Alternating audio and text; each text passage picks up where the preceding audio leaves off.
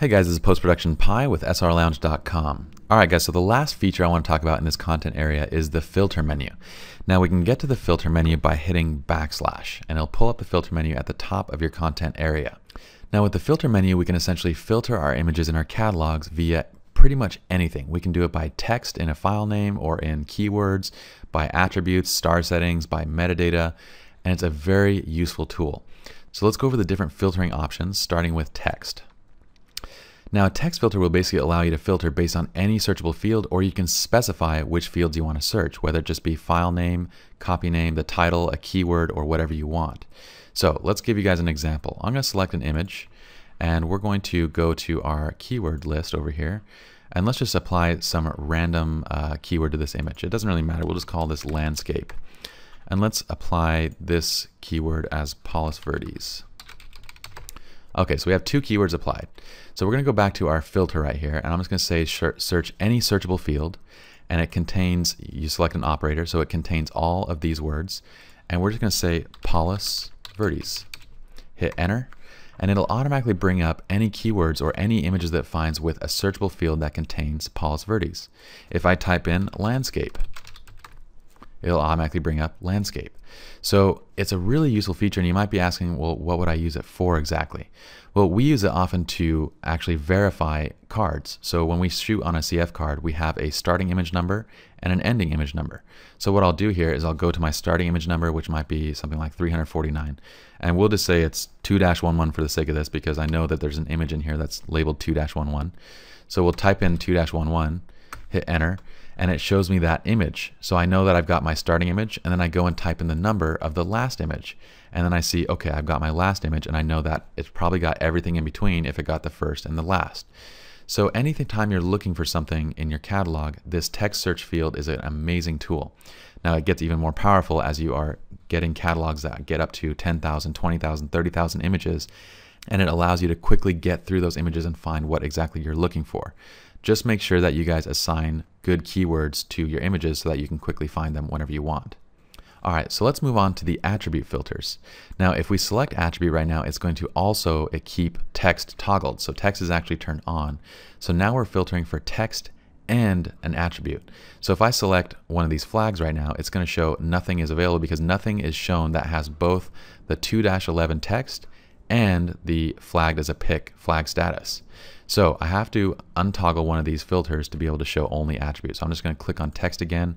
It'll go gray, and now we see the attribute is only filtering for flagged images, which in the last tutorial or in the last couple we flagged this image at one point as flagged. So it's showing up there. We can also sort by any other status that we have, where there's stars. We can set this to greater than 3 stars, set the operator to whatever we want, whether it's greater than, less than, or equal to. We can go over to our color side over here. If you want to toggle, by the way, one of these off, so just to toggle the filter, just click it one more time. If we want to look by color status, I don't know if we have any images that have color labels right now, but if they were marked red, they'd show up. So let's mark a couple images as red. We'll hit 6 to mark these two as red, and we'll go toggle by red, and now they both show up.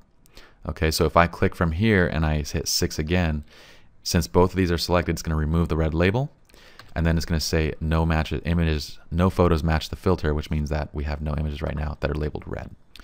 Okay, I'm going to unselect this filter so that I can see all my images again. Now, here is another option over here, which we can see master photos, we can see virtual copies, and we can see videos over here. So this is sorting by file type. So this is yet another attribute that we can view by. So if I want to say just view virtual copies or just view master photos, I'm going to click that. So let's give you guys an example. I'm going to go to this image and hit Control apostrophe or Command apostrophe on a Mac to create a virtual copy. And I'm going to do the same thing with this image to create a virtual copy, Control apostrophe. And then we're going to go up to the top and we're going to say see master photos only.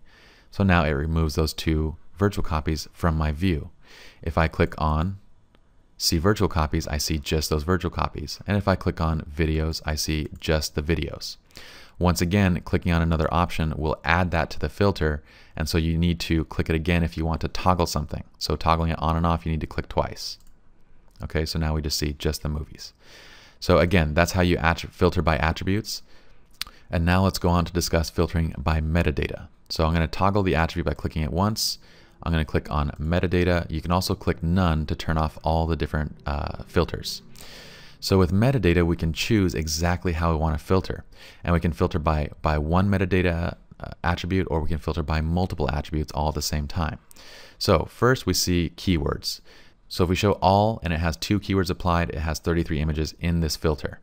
If we show none, it has 29 images in that filter. If we show keyword by landscapes and by Paulus Verdes, we see just those images. Now metadata is going to allow us to filter by one additional step by basically allowing us to choose exactly what we want to filter by. We can filter by one attribute or by multiple attributes. So for example, on this left side, it's defaulting currently to filtering by keywords. So it shows all my images. It shows all has 2 keywords applied. It has 33 images because we created 2 additional virtual copies. If I click none, it shows all the images that don't have keywords applied. And then we see keywords of landscape and Paulus Verdes right below each have 1 and 2 images in them respectively. So this is one way to filter these images. So if I go back to all, it's going to show all of them, and I can go over here to camera and I can say, well, I want to see all the images that are shot on a 40D. And it brings up the 5 images that are shot at 40D. We can set up as many of these as we want, and you can customize them just by clicking on this pull down over here. So from here, we can select any metadata attribute that we want, whether it's the camera serial number, the lens, the location. What I find very, very useful is to filter by ISO speed. And what we'll do is we'll filter by the speed and then apply general noise reduction settings to each one of these if they're shot at, say, 800 ISO or 1600 ISO or 3200 ISO and so on. We can take a step even further and say, I want to see all images that are shot at 800 ISO. Well, I want to see them that are shot on a Canon 5D Mark II and that are shot with a 7200 lens. And then we can go even further down here to say something else. Will that show a file type of RAW, which are all 3 of those. So we can filter by multiple attributes across this metadata filtering system. If you want to add an additional column of filtering, just click right here. You can either add a column or remove this column from the filtering system. To go back and reset it, we can just hit metadata again to go back to no filters, or click on none. On this right side, we have a few different filter presets. Right now it's set to filters off, but basically these are a few presets that allow us to filter by certain types of attributes. Once again, it's very similar to this, just these are basically preset filter systems. So if we say flagged, it's going to show us the flagged bar right here with the flagged attribute selected. Now on the very right side, you see this lock button right here. This is going to lock this filter so that when we're changing from, module to module, it still shows the exact same filter from each module. So if I lock this and I go into my develop module or into any other module in Lightroom, let me pull down my identity plate so you can see, it's going to only show those filtered items in every single module, regardless of what we choose. So going back to the library mode, if I select all photographs, it's still locked to this flagged attribute filter. All right, so let's unlock this. I'm going to click none to turn off my filters. And then we're going to click backslash just to remove the filter bar. And you know what, actually one more thing before I do that, I want to go back to my filters real quick. We're going to filter by attribute real fast. And I just want to delete those 2 virtual copies that we created. So let's take advantage and use the library filter. We're going to turn off the flag system. We're going to go to the right, select virtual copies. And there are 2 virtual copies. We can select both of these, right click, delete photos, and remove them from the library. Now we're going to turn off our library filters by hitting none, backslash to, again, close the menu, and we're back to seeing all of our images that are in our catalog. Now we have another mini filtering system that's on the bottom of the film strip. We'll cover that when we get to the film strip, but this is just kind of a quick access version of that full filter menu that we have in the content area when we hit backslash. So just know we'll get to that. It works the exact same way. It's just a tightened up version of that filter menu. Filters are extremely useful, guys, and we're going to talk about them a little bit more when we get to the workflow section of this chapter.